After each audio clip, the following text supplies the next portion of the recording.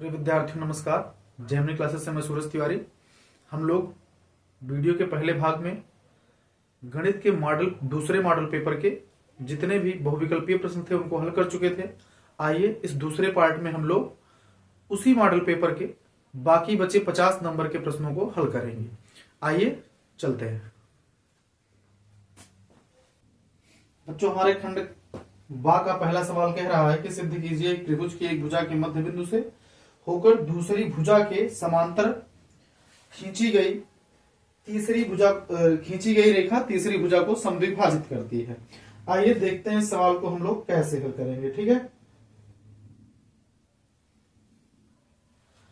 तो इसके लिए सबसे पहले हम लोग एक त्रिभुज बना लेंगे। ए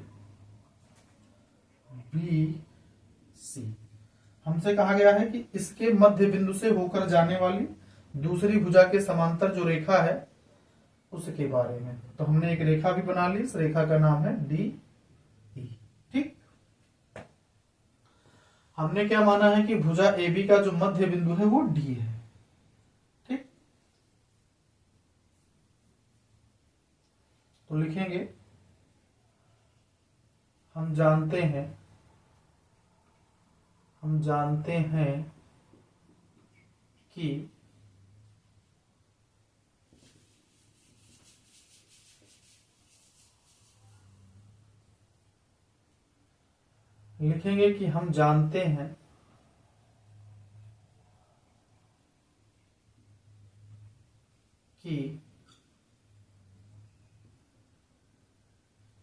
त्रिभुज ए बी सी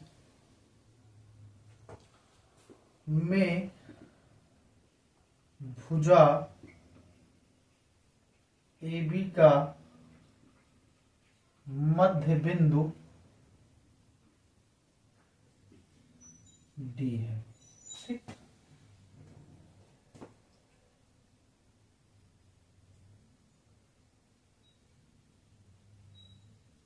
तथा AC पर E इस प्रकार है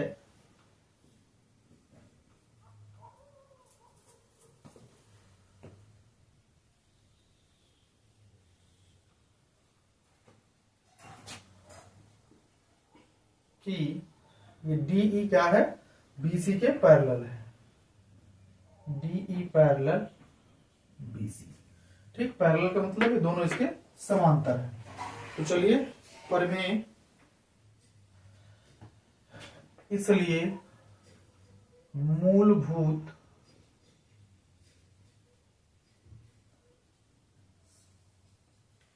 समानुपातिकता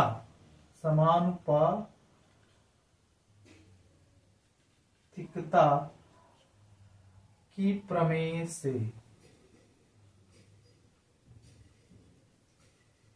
ठीक है, मूलभूत समानुपातिकता की प्रमेय ये कहती है कि भाई अगर दो रेखाएं समांतर होंगी तो हमें AD बटे BD बराबर AE बटे AC मिलेगा। सॉरी, AC नहीं, EC लिख लीजिए। ठीक है, अब चूंकि हमको पता है कि D मध्य बिंदु है इसलिए हम ये कह सकते हैं कि AD बराबर BD। अब जैसे ही हम AD बटे AD रख लेंगे BD की जगह पे और यहां हो जाएगा AE बटे EC, इससे ये कट जाएगा, 1 बराबर AE बटे EC। और इस प्रकार हमारे पास हो जाएगा तिरछा गुणा करने पर AE बराबर EC, यानी E क्या है, अर्थात E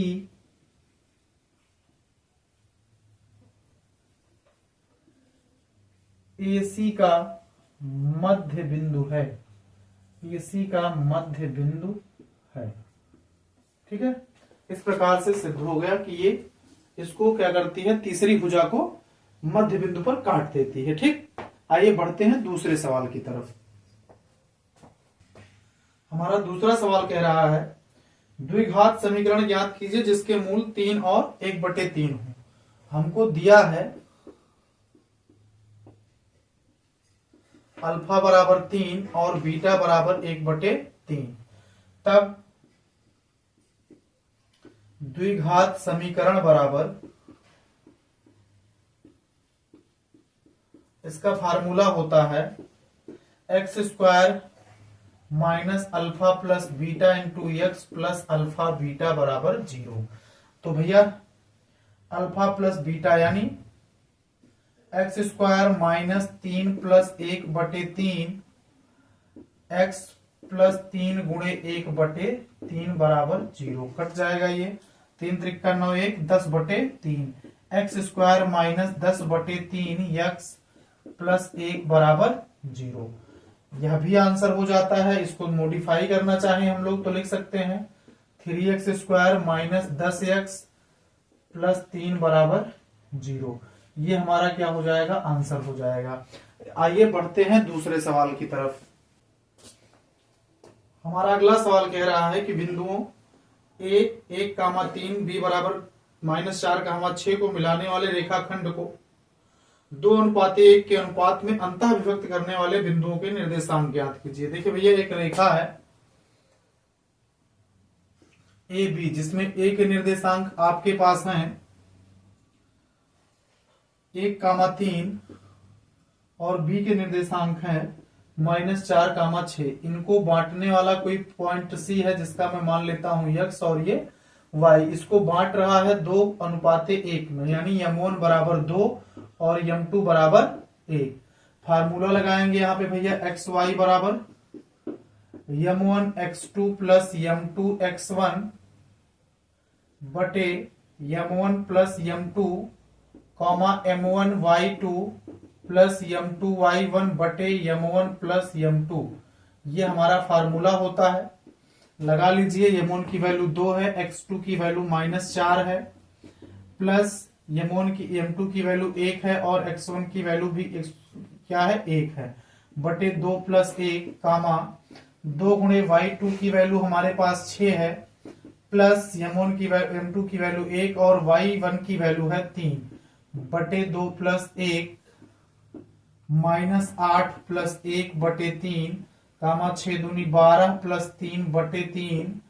यहाँ पे ये कटेगा तो हो जाएगा -7/3, 12 3 15 और 15/3 भाग करेंगे तो हमारे पास जो निर्देशांक आ जाएंगे वो आ जाएंगे -7/3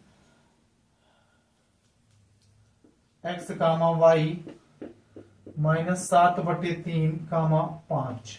ये हमारे क्या हो जाएंगे, उस बिंदु के निर्देशांक हो जाएंगे। आइए बढ़ते हैं अगले सवाल पर। बच्चों हमारा अगला सवाल कह रहा है 14 सेंटीमीटर त्रिज्या वाले एक वृत्त के एक त्रिज्यखंड का क्षेत्रफल ज्ञात कीजिए जिसका कोण 30 डिग्री है। आपको r त्रिज्या बराबर दिया गया है 14 सेंटीमीटर, थीटा बराबर 30 डिग्री दिया गया है। क्षेत्रफल निकालने के लिए कहा गया है, तो हम कहेंगे त्रिज्यखंड का क्षेत्रफल और इसका फार्मूला होता है थीटा बटे 360 पाई r स्क्वायर।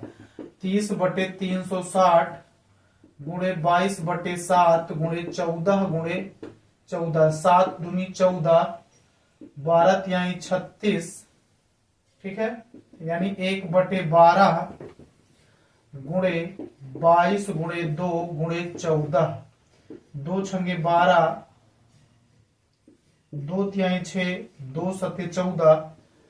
ये हो जाएगा 22 गुणे 7/3, 22 सत्ते 103 सत्ते 21,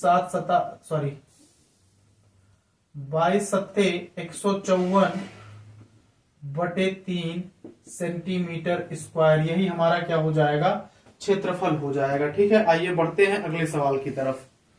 हमारा अगला सवाल कह रहा है x और y में ऐसा संबंध ज्ञात कीजिए कि बिंदु x y बिंदुओं 3,6 और -3,4 के समदूरस्थ हो। एक बिंदु है हमारे पास यहाँ पे A और एक बिंदु है B। दूर हो गया है, पास कर लीजिए B। A के निर्देशांक जो है आपके पास वह है 3,6 और B के निर्देशांक हैं -3,4। कोई एक बिंदु है मान लीजिए वो P है, यहां से ये समदूरस्थ है और ये समदूरस्थ। समदूरस्थ का मतलब होता है बराबर दूरी पर। तो हम क्या करेंगे, AP के बीच की दूरी बराबर BP के बीच की दूरी निकाल लेंगे। तो भैया ये हो जाएगा x2 माइनस x1 का स्क्वायर x माइनस 3 का whole square plus y2 minus y1 का होल स्क्वायर बराबर x2 माइनस x1 का whole square plus y2 minus y1 का होल स्क्वायर 4 प्लस y का होल स्क्वायर। यहां पे क्या हो जाएगा, 4 माइनस y का होल स्क्वायर प्लस नहीं रहेगा। अब ये हो जाएगा x प्लस 3 का whole square plus 4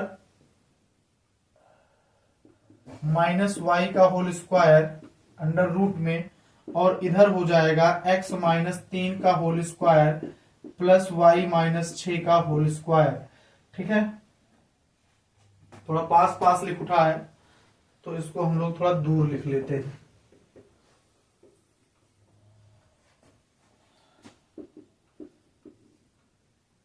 x minus 3 का whole square plus y minus 6 का होल स्क्वायर बराबर अंडर रूट x प्लस 3 का whole square plus 4 minus y का होल स्क्वायर।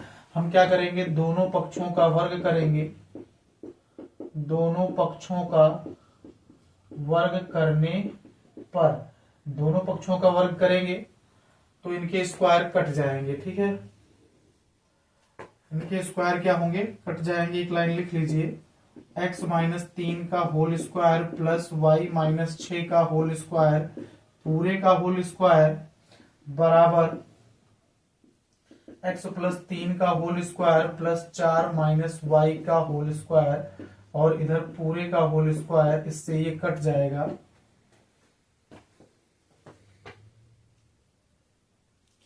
ठीक है, यहां पे आपको बचेगा x माइनस 3 का whole square plus y minus 6 का होल स्क्वायर बराबर x प्लस 3 का whole square plus 4 minus y का होल स्क्वायर।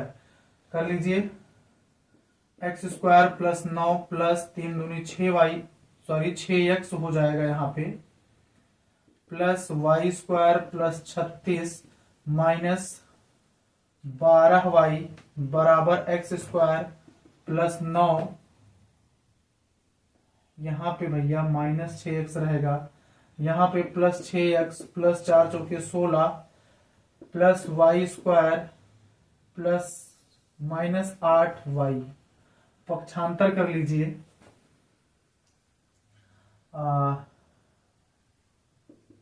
x स्क्वायर 36 9 45 होता है,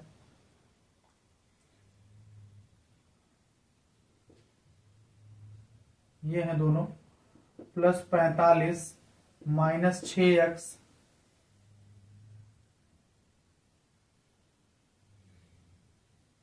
plus y square minus 12y minus x square 16 9 25 minus 25 minus 6x plus 8y minus y square बराबर 0। जो plus है, जो प्लस माइनस है वो कट जाएगा, y स्क्वायर से y स्क्वायर, x स्क्वायर से x स्क्वायर। ठीक है, तो हमारे पास क्या बचेगा, यहाँ पे माइनस 6x है, यहाँ पे भी माइनस 6x है, माइनस 12x, और हमारे पास बचा हुआ है माइनस 12y प्लस 8y, 12 में से 8 जाएगा तो माइनस 4y, और इसके बाद माइनस 25 और 45 प्लस 20 बराबर 0। पक्षांतर कर लेते हैं पूरे को हम लोग, या 4 से भाग कर दीजिए पहले, 4 तिहाई 12 minus 3x minus y plus 5 बराबर 0, या पक्षांतर करोगे तो ये हो जाएगा, पक्षांतर करने पर माइनस वाला प्लस में चेंज हो जाएगा, प्लस वाला माइनस में। भैया यही संबंध है।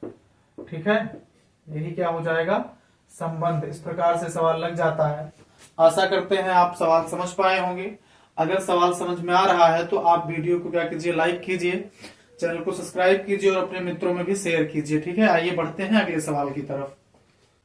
अगला सवाल हमको दिया गया है कि यदि पीई बराबर 0.95 हो तो ई नहीं की प्रायिकता क्या होगी। तो आपको पता है ई नहीं यानी पीई बार बराबर होता है 1 माइनस पीई, और ये पीई बार बराबर हो जाएगा 1 माइनस 0.95 या बराबर 0.05। पीई बार की जो प्रायिकता होगी भैया वो ये हो जाएगी। इस प्रकार से हमारा ये सवाल हल हो जाएगा। आइए बढ़ते हैं अगले सवाल की तरफ। देखिए हमारा जो ध्येय है वो ये है कि हम आपको 50 नंबर के सवाल को 50 मिनट में लगभग हल करवा सकें, और आप भी उसी स्पीड से तैयार करेंगे, क्योंकि जब आप बोर्ड परीक्षा में बैठेंगे तब आपके पास तो एक एग्जामोफोबिया होगा, एग्जाम का डर होगा, दूसरा सवालों का भी डर होगा कि कौन सा आ रहा है कौन सा नहीं आ रहा है। जब आप ज्यादा से ज्यादा प्रैक्टिस किए रहेंगे और एक लिमिटेड टाइम में प्रैक्टिस किए रहेंगे तो वो टाइम आपको वहां पे बेनिफिट देगा। आप जो सवाल यहाँ पर 1 घंटे में आप हल करेंगे, 70 नंबर के जो सवाल हैं आप उन्हें लगभग 70 से 75 मिनट में हल कर लेते हैं, तो बाकी जो आपके 75 मिनट 180 में से जो आपके 80 मिनट बचेंगे उसमें आप जो सवाल आपको कठिन लग रहे होंगे उनको फिर से देख लेंगे और जो छूटे होंगे उनको हल कर लेंगे। ठीक है, तो इसलिए आप ये प्रयास करेंगे मेरे साथ कि आप 50 नंबर के सवाल को 50 मिनट में हल करने का प्रयास करें, और बाकी जो 20 हैं वो 20 मिनट में, यानी 70 नंबर को 70 मिनट में हल करने का प्रयास करें। हम लोगों का ये टारगेट होना चाहिए। ठीक है, आइए बढ़ते हैं अगले सवाल की तरफ। अगला सवाल हमसे कह रहा है कि 1 plus tan square A upon 1 plus cot square A को आपको सिद्ध करना है 1 minus tan square A tan A upon 1 minus cot A के होल स्क्वायर के रूप में। सवालों में हम पहले एलएचएस को सॉल्व करेंगे फिर आरएचएस को सॉल्व करेंगे। दोनों के मान यदि बराबर आते हैं तो हम कहेंगे कि एलएचएस बराबर आरएचएस, और इस प्रकार से सवाल हमारा क्या होगा, सिद्ध हो जाएगा। आइए देखते हैं इस सवाल के बारे में। ठीक है, चलो भाई 1 प्लस टेन स्क्वायर ए बराबर होता है सेक स्क्वायर ए। क्या होता है, सेक स्क्वायर ए, और कॉट 1 प्लस कॉट स्क्वायर बराबर होता है कॉसेक स्क्वायर ए। ठीक है, इसको जब हम लोग सॉल्व करेंगे तो 1 अपॉन कॉस, सेक को क्या कह सकते हो 1 अपॉन कॉस स्क्वायर ए बटे 1 अपॉन साइन स्क्वायर ए। कॉसेक क्या होता है, साइन स्क्वायर ए हो जाएगा। अब ये दोनों क्या होंगे, पलट जाएंगे। यहां से हम लोग लेके चल रहे हैं एलएचएस, आप लिख लीजिएगा एलएचएस से। अब जैसे ही यहां पे पहुंचोगे आप ये पलट जाएंगे 1 अपॉन कॉस स्क्वायर ए इंटू साइन स्क्वायर ए बटे 1, और साइन स्क्वायर ए आपको मिलेगा बटे उसी के साथ कॉस स्क्वायर ए, और इसकी वैल्यू होती है टेन स्क्वायर ए के। ठीक है बच्चों, अब यहां से हम लोग आरएचएस की शुरुआत करेंगे, और आरएचएस में हमको दिया है 1 minus tan A and 1 minus cot A. ठीक है, चलिए टेन को आप लिख सकते हैं 1 minus 1 sine upon cos A, sign A upon cos A बटे कॉट को आप लिख सकते हैं 1 माइनस कॉस ए बटे साइन ए।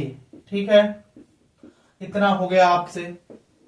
आगे बढ़िए, इसका गुणा करा लेंगे तो ये हमको मिलेगा cos A minus sign A upon cos A पूरे का बटे sign A minus cos A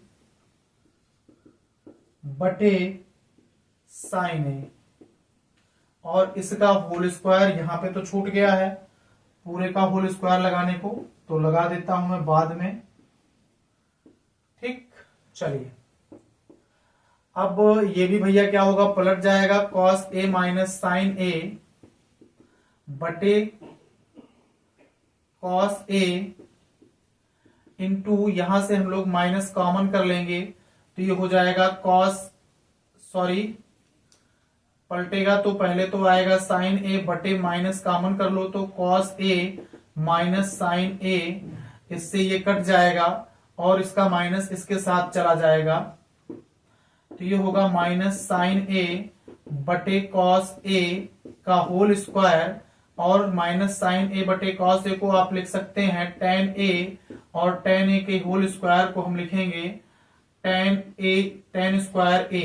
यहाँ पे आप देख रहे हैं LHS बराबर RHS, मतलब यहाँ पे भी tan स्क्वायर a आया और हमारा यहाँ पे भी tan स्क्वायर a आया। इस प्रकार से दोनों के दोनों पक्ष हो गए बराबर और हमारा सवाल हो गया हल। ठीक है, आइए बढ़ते हैं अगले सवाल की तरफ। मैं आशा करता हूं कि आप इस सवाल को समझ पाए होंगे। अगर सवाल आप समझ पाए हैं तो अब बिना कंजूसी के आप वीडियो को लाइक कर दीजिए। आप लोग वीडियो देखते हैं, लाइक नहीं करते हैं और अपने मित्रों में भी शेयर भी नहीं कर रहे हैं, इसलिए आप ज्यादा से ज्यादा इसको शेयर करें क्लास को और लाइक करें। ठीक है, जिससे हम लोग आपके लिए और नई क्लासें लेकर के आ सकें। जेमिनी क्लासेस आपके लिए लेके आ रहा है। आप कक्षा 10 और 12 के मॉडल पेपर की सॉल्व क्लासेस जिसमें आपको मिल रहे हैं। अभी कक्षा 10 के मॉडल पेपर और हम लोग हल कर रहे हैं कक्षा 10 के दूसरे मॉडल पेपर को। ठीक है, आने वाले समय में हम मैथ के और सारे मॉडल पेपर हल करेंगे, साइंस के भी हल करेंगे, लेकिन कब, जब आप वीडियो को ज्यादा से ज्यादा लाइक करेंगे, शेयर करेंगे। ठीक है, और बने रहेंगे जेमिनी क्लासेस के साथ। चैनल को सब्सक्राइब भी करना है। आइए बढ़ते हैं अगले सवाल की तरफ। सिद्ध कीजिए दो संकेंद्रीय वृत्तों में बड़े वृत्त की जीवा जो छोटे वृत्त को स्पर्श करती है स्पर्श बिंदु पर समद्विभाजित होती है। संकेंद्रीय वृत्त क्या है भैया? तो संकेंद्रीय वृत्त ऐसे वृत्त होते हैं कि जिनके केंद्र एक ही हो। जैसे मान लीजिए हमने एक वृत्त बनाया ये, और इसी के अंदर मैं दूसरा वृत्त बना लूं ये, और मानूं कि इन दोनों का जो केंद्र है ओरिजिन O है। यहां से मैं एक स्पर्श रेखा खींचूंगा जो छोटे वाले वृत्त को टच करती हुई जाएगी, और स्पर्श रेखा का नाम हम लोग दे देंगे AB। यहां से मैं एक पॉइंट, एक रेखा खींच लेता हूं, यह है C, जो क्या करती है स्पर्श रेखा AB को C पर काटती है, और यही क्या है छोटे वृत्त की त्रिज्या है। ठीक, अब हमने क्या किया है C और देखो भैया, अब हमने माना क्या है, तो कहेंगे कि माना C O एंड R और C O R डैश बड़े वृत्त की जो त्रिज्या है ये, इसको R डैश हमने मान लिया। O R डैश दो वृत्त हैं, क्या है? दो वृत्त हैं। ठीक है, माना AB वृत्त की जीवा है। AB क्या है? वृत्त की जीवा है। जो जो हम बनाए हैं वो हम लोग लिख लेंगे। AB वृत्त की जीवा है जो C यानी point C O R dash O R को C पर स्पर्श करती है, स्पर्श करती है। ठीक है, हमें सिद्ध करना है, हमें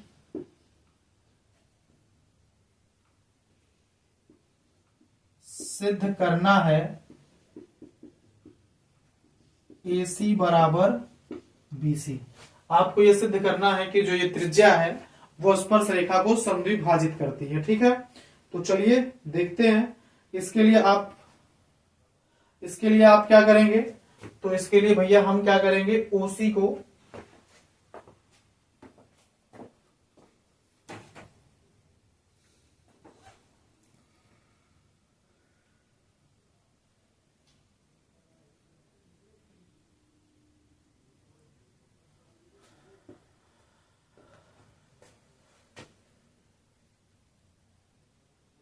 हम क्या करेंगे, हमने क्या किया है, OC को मिलाया है। क्या किया है? OC को मिलाया, और जब OC को मिलाया तो हमारे पास मिला कि कोण OCB बराबर 90 डिग्री। ऐसा क्यों? क्योंकि OC क्या है? त्रिज्या है। OC त्रिज्या है। ठीक है भैया, इसलिए ये कोण क्या हो गया आपके पास? 90 डिग्री का हो गया। और AB वृत्त की स्पर्श रेखा है। AB क्या है? वृत्त की स्पर्श रेखा है। आप जानते हैं कि प्रमेय ये कहती है कि वृत्त की स्पर्श रेखा, चूंकि वृत्त की स्पर्श रेखा स्पर्श रेखा त्रिज्या पर लंब होती है, त्रिज्या पर क्या होती है, लंब होती है, अतः AC बराबर BC, जब लंब होगी तो समद्विभाजित करेगी और इसलिए AC बराबर क्या हो जाएगा, BC हो जाएगा। ठीक है, यहां पे आप चाहें तो लिख लें OC is perpendicular to AB। ठीक, इस प्रकार से सवाल पूरा हो जाता है। आशा करते हैं आप लोग समझ पाए होंगे। अगर सवाल समझ में आया है तो आप वीडियो को लाइक कीजिए, चैनल को सब्सक्राइब कीजिए, तो मैं कहता ही रहता हूं। इसके साथ क्या खास है, तो आपके लिए एक सूचना खास है कि आपके हितों को ध्यान में रखते हुए जेमिनी क्लासेस की जो ऑफलाइन कक्षाएं हैं 10 और 12 यानी 2025 की बोर्ड परीक्षा को ध्यान में रखते हुए वो 27 जनवरी से चल रही हैं। आप लोग अभी डेमो क्लासेस चल रही हैं, तो इसमें आकर के आप डेमो ले सकते हैं। 1 तारीख से हमारी इसकी रेगुलर क्लासेस चलनी शुरू हो जाएंगी। ठीक है, और अभी की जो डेमो क्लासेस हैं वो फ्री हैं। आगे भी आपके लिए 3 दिन की डेमो क्लासेस फ्री रहेंगी। आप जानते ही हैं कि हमारे जेमिनी क्लासेस का रिजल्ट कैसा रहता है, आपको बताने की जरूरत नहीं है। इसलिए अगर आप 2025 की बोर्ड परीक्षा में अच्छे से अच्छा अंक लाना चाहते हैं तो अभी से ही हमारे फाउंडेशन बैच से जुड़े, जिससे आप 2025 में एक अच्छा स्कोर बोर्ड परीक्षा में अपना प्राप्त कर सकें। ठीक है, आइए बढ़ते हैं अगले सवाल की तरफ। चलिए भैया, हमारा अगला सवाल कह रहा है, जहाजों को समुद्र के जलस्तर के नीचे स्थित चट्टानों को चेतावनी देने के लिए एक लाइट हाउस 80 डिग्री के कोण वाले त्रिज्यखंड में 16.5 किलोमीटर की दूरी तक लाल रंग का प्रकाश फैलाता है। आपको R बराबर दिया गया है, कितना दिया गया है, R बराबर आपको दिया गया 16.5 किलोमीटर और थीटा बराबर आपको दिया गया 80 डिग्री। अब पूछा है कि कितनी दूर तक प्रकाश करेगा, तो हम लोग त्रिज्यखंड का क्षेत्रफल निकाल लेंगे। त्रिज्यखंड का क्षेत्रफल बराबर थीटा बटे 360 पाई R²। चलिए 80 बटे 360 कर लीजिए और पाई की जगह पे 22 बटे 7 या 3.14 में से कुछ भी लगा लीजिए। 16.5 गुणे 16.5, मैं 22 बटे 7 ले रहा हूं, आप 3.14 भी ले सकते हैं। तो 0 से 0 को मैं काट दूंगा, 4 दूनी 8, 4 9 36, 2 बटे 9 गुणे 22 बटे 7 गुणे 16.5 गुणे 16.5। तो भैया 7 दूनी 14 कटेगा ही नहीं है, हमारा 165 7 से कटने वाला नहीं है, लेकिन 3 से कट सकता है। तो 3 पचे 15 और 3 पचे 15। ठीक है, 3 त्रिका 9, 3 से फिर काटेंगे, 3 पचे 15, 3 पचे 15, 22 दूना 44 गुणे 5.5 यानी 55 है, और 55 का स्क्वायर करेंगे तो 5 पचे 25 और 6 पंचे 30, 2 अंक पे दशमलव आ जाएगा। इसका हम लोग गुणा कर लेंगे, क्या कर लेंगे, इसका गुणा कर लेंगे। आइए देखते हैं इसका गुणा कितना आएगा। तो 3025 मान लीजिए इसको भी, तो 44, 4 पंचे 20, 4 दूनी 8, 2 10 और 1, 4 तिहाई 12, 0 0 1 2 1 0 0 1 2 1 3 3 1, कितना आ गया, 1331 आ गया। कितना आ गया भैया, 1331। 2 अंक पे दशमलव लगा लेंगे, यानी एक चीज छूट रहा था, नीचे था बटे 7, और बटे 7 जब हमारा यहाँ बचा हुआ है, ये कटा नहीं था, ये छूट रहा था। अगले सवाल पे चलने से पहले हम लोग इसको जरूर जो है लिख लेंगे। तो आंसर क्या आ जाएगा हमारा, 1331 बटे 7 आ जाएगा। कितना आ जाएगा भैया, 1331 बटे 7 किलोमीटर स्क्वायर। भाग कर लेंगे, 7 × 7, 7 × 13, 7 9 63, 1 आया 0 बार दशमलव, 7 × 7, आगे जो भी आप आएगा लिख लीजिएगा, इतना किलोमीटर स्क्वायर हो जाएगा। ठीक है, आइए बढ़ते हैं अगले सवाल की तरफ। अगला सवाल हमारा कह रहा है, tan A + B बराबर √3 tan A - B, इसे हम लोग मान लेते हैं समीकरण 1, और इसको जब हम लोग हल करेंगे तो ये हो जाएगा tan A + B बराबर tan, इसमें 60 की वैल्यू होती है, ये कट जाएगा, ए प्लस बी बराबर 60 डिग्री के, ये समीकरण एक मान लो। दूसरा आपसे कहा गया है तथा tan ए माइनस बी बराबर 1/√3। 1/√3 किसकी वैल्यू है tan में? तो भैया ये है tan ए माइनस बी बराबर tan 30 डिग्री की वैल्यू है। tan से tan कटेगा, a माइनस बी बराबर 30 डिग्री आ जाएगा। ये हो जाएगा समीकरण 2। लिखेंगे हम लोग समीकरण 1 व 2 से। समीकरण 1 व 2 से क्या हो जाएगा? a प्लस बी बराबर 60, a माइनस बी बराबर 30, जोड़ने पर 2a हो जाएगा, b से b कट जाएगा, बराबर 90 डिग्री। a बराबर 90/2 या a बराबर 45 डिग्री। यह मान किसी भी समीकरण में लिख लीजिए। यह मान समीकरण 1 में रखने पर समीकरण 1 क्या है? a प्लस बी बराबर 60 डिग्री है, तो 45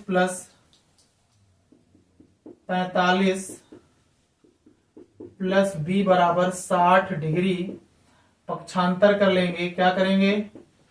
पक्षांतर करने पर जैसे ही आप पक्षांतर करेंगे तो हो जाएगा b बराबर 60 माइनस 45 या b बराबर 15 डिग्री। इस प्रकार से हमारा कोण a और b का मान आ जाता है। आशा करता हूं आप सवाल समझ पाए होंगे। हमारा अगला सवाल कह रहा है, भूमि से 60 मीटर की ऊंचाई पर एक पतंग उड़ रही है। पतंग में लगी डोरी अस्थायी रूप से भूमि के एक बिंदु से बांध दिया गया है। भूमि के साथ डोरी का झुकाव 60 डिग्री है। यह मानकर कि डोरी में कोई ढील नहीं है, डोरी की लंबाई ज्ञात कीजिए। आइए इस सवाल को हम लोग देखते हैं। ठीक है, हमसे कहा गया है कि एक पतंग है जो 60 मीटर की ऊंचाई पे उड़ रही है। हमने मान लिया ये पॉइंट हो गया। यहां से एक डोरी है, जिस डोरी का जो झुकाव है वो कितना है? 60 डिग्री है। हमसे ये पूछा गया है, क्या पूछा गया है? BC पूछा गया है। ठीक है, तो चलिए हम लोग लिखेंगे, दिया है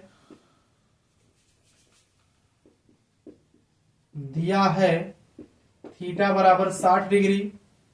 तब त्रिभुज ABC में हमको क्या दिया गया है भैया? लंब दिया गया है। यानी क्या दिया गया है? AB बराबर, यहां पे लिख लीजिए AB बराबर 60 डिग्री। सॉरी, फिर से लिखते हैं भाई।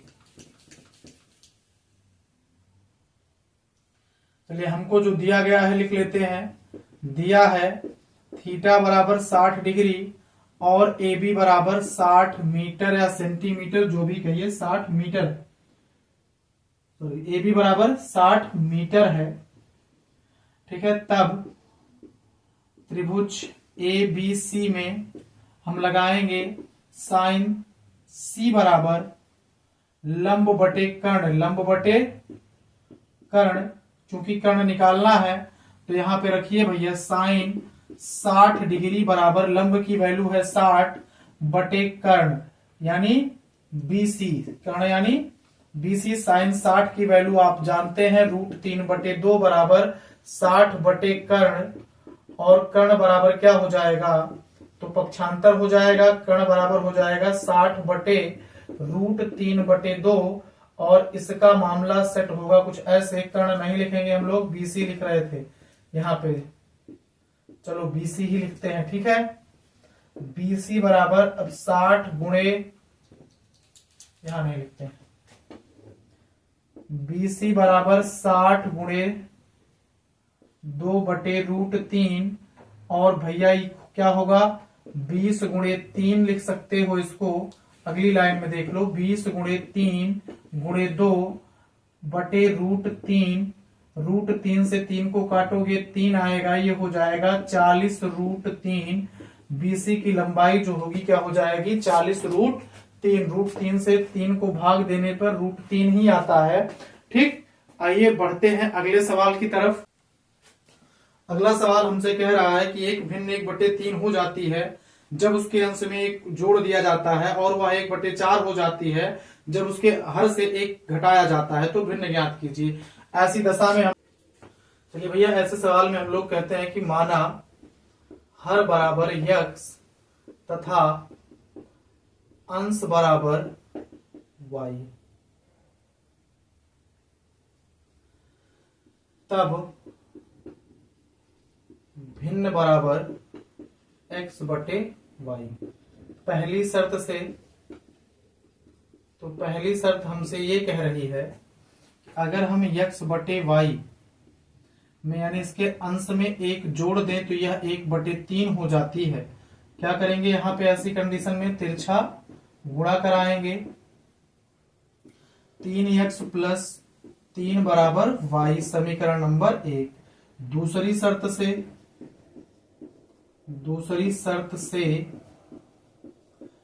शर्त है कि अगर इसके हर से एक घटा दें तो यह 1/4 हो जाती है। यहां पे भी भैया हम क्या करेंगे? तिरछा गुणा करेंगे, और जब तिरछा गुणा कराओगे तो आपको मिलेगा 4x बराबर y - 1। क्या करिए? पक्षांतर कर लीजिए। पक्षांतर करने पर आपको मिलने वाला है 4x + 1 बराबर y। ठीक है, चलिए यहाँ पे भी y है और यहाँ पे भी y है, दोनों को हम क्या करेंगे? बराबर रख लेंगे। समीकरण 1 व 2 से 4x + 1 बराबर 3x + 3, फिर यहाँ पे भी हम लोग करेंगे पक्षांतर और ये हो जाएगा 4x - 3 बराबर 3 - 1। x बराबर मिल गया हमको 2। यह मान समीकरण 1 में रखने पर, जैसे ही हम रखेंगे क्या मिल जाएगा? समीकरण 1 लिख लेते हैं। 3x + 3 बराबर y, 3 × 2 + 3 बराबर y, 6 + 3 बराबर y, और ये हो जाएगा 9 बराबर y के। ठीक है, तब भिन्न बराबर क्या हो जाएगा? भिन्न बराबर x बटे y बराबर 2/9। इस प्रकार से सवाल लग जाता है। आशा करते हैं सवाल आपको समझ में आया होगा। आइए बढ़ते हैं अगले सवाल की तरफ। चलिए भैया, हमारा अगला सवाल कह रहा है, एक वायुयान जमीन पर स्थित किसी बिंदु A से उन्नयन कोण 60 है। 15 सेकंड उड़ने के बाद उसका उन्नयन कोण बदलकर 30 हो जाता है।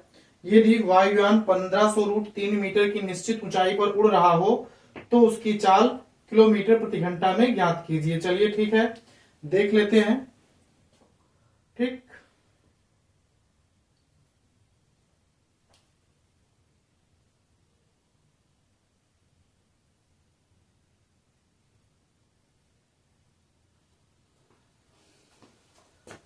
ये हमारा कोई वायुयान है AB जो 1500√3 की ऊंचाई पे उड़ रहा है।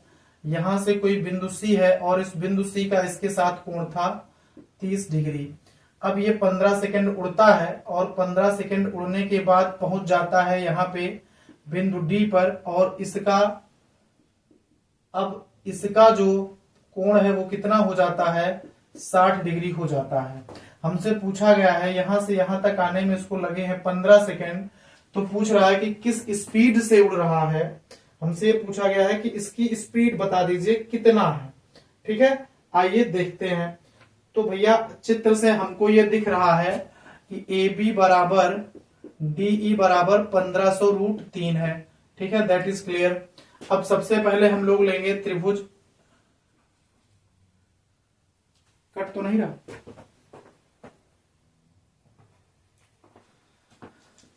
सबसे पहले हम लोग लेंगे त्रिभुज ABC में tan 30 डिग्री बराबर क्या होता है? लंब बटे आधार, यानी AB बटे AC, और ये 1/√3 बराबर 1500√3 बटे AC। तिरछा गुणा कराएंगे, क्या कराएंगे? तिरछा गुणा जैसे ही आप कराएंगे ये हो जाएगा 1500√3 गुणे √3 और बराबर 1500 गुणे 3 बराबर 4500। AC की वैल्यू क्या आ जाएगी? 4500। इसी के साथ हम लोग चलेंगे त्रिभुज तथा त्रिभुज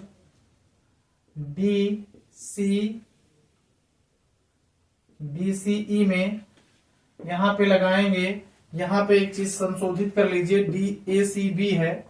DCE में tan 60 डिग्री, tan 60 डिग्री बराबर DE बटे CD, और इसकी वैल्यू √3, DE की वैल्यू तो 1500 √3 है बटे CD, तो CD बराबर हो जाएगा भैया 1500 √3 बटे √3 कट जाएगा, CD बराबर 1500, और चली गई दूरी निकालेंगे। अब चली गई दूरी बराबर, इतनी दूरी चली गई है AD, कितनी दूरी चली गई है AD बराबर AC माइनस CD, यानी 4500 माइनस 1500, तो टोटल दूरी चली गई हमारे पास AD द्वारा है 3000 मीटर या किलोमीटर, 3000 मीटर।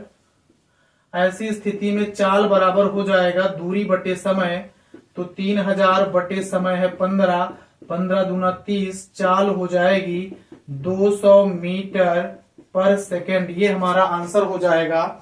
आशा करते हैं ये सवाल आपको समझ में आया होगा। आइए बढ़ते हैं अगले सवाल की तरफ। चलिए हम लोग सवाल देखते हैं। हमको दिया है जीवन काल, क्या दिया है जीवन काल, और इसके साथ दी गई है बारंबारता। बारंबारता जीवन काल है घंटों में, इसमें है घंटों में, 0 से 20, 20 से 40, 40 से 60, 60 से 80, 80 से 100, इतनी हमको दी गई है। क्या दी गई है? ये जीवन काल दिया गया है, और इसी के साथ हमको दी गई है बारंबारता। 100 से 120 भी है, 100 से 120 भी है। अब इसके साथ जो बारंबारता दी गई है लिख लीजिए, 10 है, 35 है, 52 है और 61 है, साथ में 38 भी है, और इसके साथ 29 भी है। चलिए अब इसमें हम लोग सबसे पहले ये देखेंगे किसकी बारंबारता सबसे ज्यादा है। किसकी बारंबारता हम देखेंगे सबसे ज्यादा है। तो जिसकी बारंबारता सबसे ज्यादा है वो है 61, इसे F1 मानेंगे, और F1 के आगे आता है F0, इसे F0 मान लेंगे, और 1 के बाद आता है 2, ये हो जाएगा F2, और इस वाले टर्म को हम मान लेंगे L। तो यहां लिखेंगे L बराबर 60, F1 बराबर 61 और F0 बराबर 52, F2 बराबर 38। ठीक है भैया, F2 बराबर 38। चलिए, और H बराबर है आपके पास 20। बहुलक का फार्मूला होता है बहुलक बराबर F1 माइनस F0 बटे L plus F1 minus F0 बटे 2F1 minus F0 minus F2 into H। ठीक है, सबकी वैल्यू रख लीजिए। L बराबर आपके पास 60 है, 60 प्लस F1 की वैल्यू 61 माइनस 52 बटे 2 गुणे F1 61 माइनस 52 माइनस 38 गुणे 20। 60 प्लस 61 में से 52 जाएगा, 9 आएगा, बटे 61 दूना 2 1 9 2 6 दूनी 12 माइनस 8 2 10 5 3 8 1 9 गुणे 20। ठीक है, चलिए ये हो जाएगा। अब आपके पास 60 प्लस 9 बटे घटा दीजिए, 9 3 12 32 गुणे 20। 60 प्लस 2 16 दूना 32, 2 दहम्मा 20, 9 दहम्मा 90 बटे 16, 16 पंचे 80, 16 पंचे 80, 10 90 और 5.625। ठीक है, 5.625, यानी हमारा जो आंसर आने वाला है वो 60 प्लस 5.625 बराबर 65.625। ये हमारा क्या आ जाएगा, आंसर आ जाएगा। ठीक है, इस प्रकार से हमारा ये बहुलक वाला सवाल लग जाता है। आइए चलते हैं अगले सवाल की तरफ।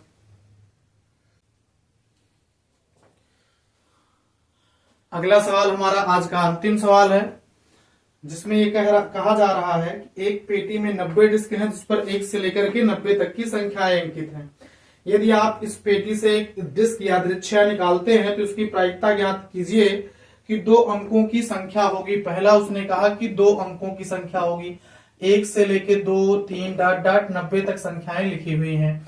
ये 2 अंकों की संख्या कितनी है इसके बीच में, तो भैया 2 अंकों की सबसे पहले संख्या लिखते हैं। 2 अंकों की कितनी संख्याएं, तो इसमें से 9 घटा दीजिए, कितना आएगा 81। इसकी प्रायिकता क्या हो जाएगी, प्रायिकता ये 81/90, 9 9 81, 9/10, यानी इसकी पीई बराबर हो जाएगा 9/10। देखिए भैया, दूसरे सवाल में हमसे कहा गया है एक पूर्ण वर्ग संख्या, एक पूर्ण वर्ग संख्या, तो इसमें पूर्ण वर्ग संख्याएं कितनी हैं, तो है 1, फिर हो जाएगा 2 दूना 4, 3 त्रिका 9, 5 4 चौके 16, 5 पचे 25, 6 छके 36, 7 7 49, 8 28 64 और 9 9 81। 1 2 3 4 5 6 7 8 9। उसने कहा एक पूर्ण वर्ग संख्या की प्रायिकता, तो प्रायिकता के लिए चलो टोटल 1 और कुल संख्याएं हैं 9 और कितनी संख्या पूछा है 1, तो इसकी प्रायिकता हो गई 1/9। इसमें हमसे एक तीसरा सवाल भी पूछा गया है जो कह रहा है कि 5 से विभाज्य संख्याएं, तो 5 से विभाज्य होने वाली संख्याएं कितनी हो जाएंगी, तो 5 से भाज्य संख्याएं हैं 18। तीसरा है 5 से भाज्य संख्याएं, भाज्य संख्याएं कैसे पता चला, तो भैया 18 पंचे 90, तो संख्याएं कितनी हो गई 18। तो यहां पे जो हो जाएगा 18/90, 90 में 18 संख्याएं ऐसी हैं जो 5 से भाज्य हैं। ठीक है, 90 में 18 संख्याएं ऐसी हैं जो 5 से भाज्य हैं, तो ये भी आपकी क्या हो जाएगी, पीई बराबर 18 पंचे 90 बराबर 1/5। इस प्रकार से सवाल हल हो जाता है। आशा करते हैं आज के सवाल जो भी आपको हल कराए गए हैं वो आपको समझ में आए होंगे। ठीक है, यदि आपको क्लास अच्छी लगी है तो आप क्लास को लाइक कीजिए, वीडियो को लाइक कीजिए, चैनल को सब्सक्राइब करिए, मित्रों में भी शेयर करिए। ठीक है, हम लोग आपके लिए जुटे हुए हैं, बड़ी मेहनत के साथ इस क्लास को रिकॉर्ड किया जा रहा है और आशा करते हैं इतनी ही मेहनत के साथ, इतनी ही शिद्दत के साथ आप लोग भी अपने बोर्ड परीक्षा के प्रति एकदम लगे हुए होंगे पूरे मनोयोग के साथ, और आप हम लोगों को निराश नहीं करेंगे। अपनी बोर्ड परीक्षा में अच्छे अंकों के साथ आप अपनी बोर्ड परीक्षा उत्तीर्ण करेंगे। जैसा कि हमने कहा था, आपको बताया भी है कि आप ये प्रयास कीजिए कि आप अपने मैथ के पेपर को अप्रोक्सीमेट 1.5 घंटे में, अगर 3 घंटे का पेपर है तो 90 मिनट, ये मान के चलिए कि 90 से 100 मिनट में आप एक बार हल कर लें अपने पूरे पेपर को। बाकी जो बची हुई टाइम है उसमें रिवीजन में या कहाँ गलती हुई है इसको देखने में खर्च करें। इससे आपको एक बेहतर रिजल्ट की उम्मीद होगी मैथ के साथ। ठीक है, आइए मिलते हैं फिर अगले वीडियो में। तब तक के लिए बने रहिए जय मिल्खा सर के साथ। नमस्कार।